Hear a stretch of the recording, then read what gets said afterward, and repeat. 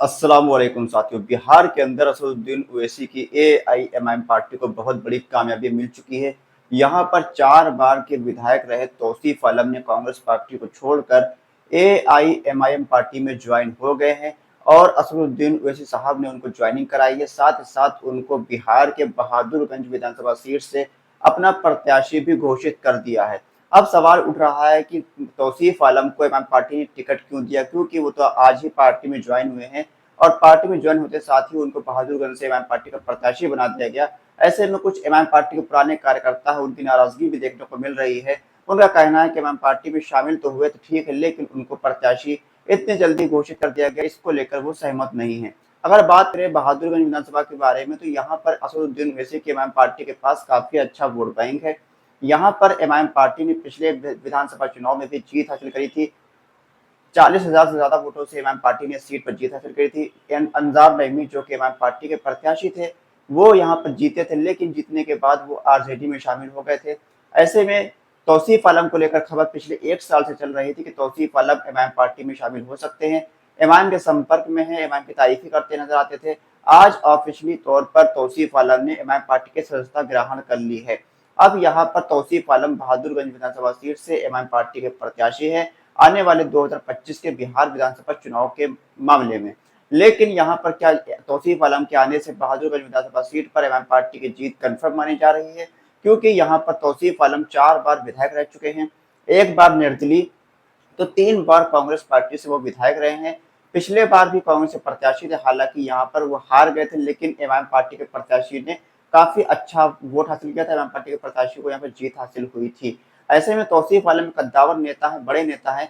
अगर इमाम पार्टी ने उनको टिकट दिया तो कुछ सोच समझ कर दिया होगा। बैरिस्टर असदुद्दीन ओवैसी साहब की जो सोच है वो काफी ज्यादा अच्छी सोच है, उनको आगे लीडरशिप को डेवलप करना आता है। ऐसे में जो छोटे नेता है उनको एक चीज समझनी चाहिए कि बैरिस्टर असदुद्दीन ओवैसी साहब ने अगर कोई फैसला लिया है तो सोच समझ कर ही फैसला लिया होगा। ऐसे में ऑब्जेक्शन आप विरोध कर सकते हैं किसी फैसले का, लेकिन फैसले का विरोध आप सोशल मीडिया पर कर रहे हैं, ऐसे में पार्टी को नुकसान होता है।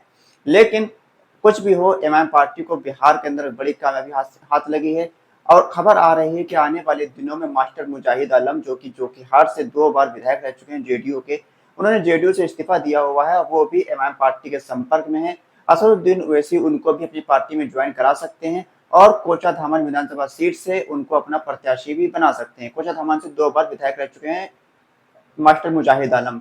लोकसभा चुनाव 2024 भी जेडीयू के टिकट पर लड़े थे, 3.5 लाख के आसपास उनको वोट मिला था, लेकिन वो चुनाव हार गए थे। कांग्रेस पार्टी के प्रत्याशी ने जीत हासिल करी थी।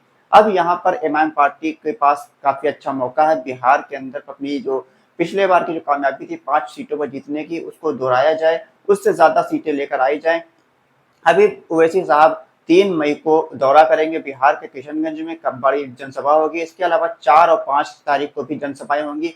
3 दिवसीय दौरा होगा बैरिस्टर असदुद्दीन ओवैसी साहब का, बड़ी सभाएं होंगी। इसमें कई नेता इमाम पार्टी में शामिल हो सकते हैं।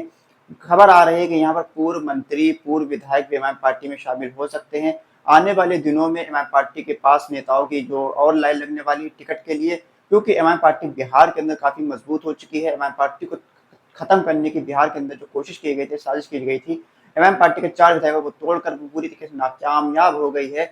इस वक्त एआईएमआईएम पार्टी पूरी मजबूती के साथ बिहार के अंदर अपनी चुनाव की तैयारी में जुटी हुई है और इमाम पार्टी के टिकट लेने वाले की लिस्ट में सिर्फ इमाम के नेता नहीं बल्कि दूसरे पार्टी के विधायक और मंत्री रहे लोग भी इमाम पार्टी के टिकट लेने के लिए लिस्ट में लगे हुए हैं। अब यहाँ पर देखना होगा बैरिस्टर ओवैसी साहब ने जैसे आज बहादुरगंज के पूर्व विधायक तौसीफ आलम को पार्टी में शामिल कर उनको अपना बहादुरगंज से प्रत्याशी बनाया है, क्या उसी तरह मास्टर मुजाहिद आलम और हाजी अब्दुल सुबहान को भी पार्टी में ज्वाइन कर अपना प्रत्याशी घोषित करेंगे, या फिर कोई और जो विधायक जो रह चुके हैं वो भी हमारी पार्टी में शामिल होंगे, उनको हमारी पार्टी प्रत्याशी बनाएगी। हालांकि जो हमारी पार्टी के कार्यकर्ता है उनमें जो थोड़ी बहुत नाराजगी देखने को मिल रही है, क्योंकि उनका कहना था कि अपने पुराने नेताओं को टिकट देना चाहिए।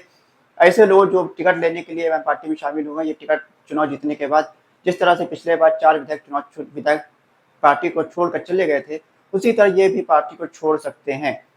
ऐसे में हमारी पार्टी को पूरी सूझबूझ के साथ टिकट देना चाहिए और आने वाले चुनाव के लिए तैयारी करनी चाहिए। आपकी क्या राय है? बहादुरगंज विधानसभा सीट से तौसीफ आलम को हमारी पार्टी ने प्रत्याशी बनाया है, क्या यह फैसला सही है? क्या तौसीफ आलम हमारी पार्टी को बहादुरगंज में जीत दिला पाएंगे? अपनी राय कमेंट बॉक्स में लिखकर जरूर बताइए।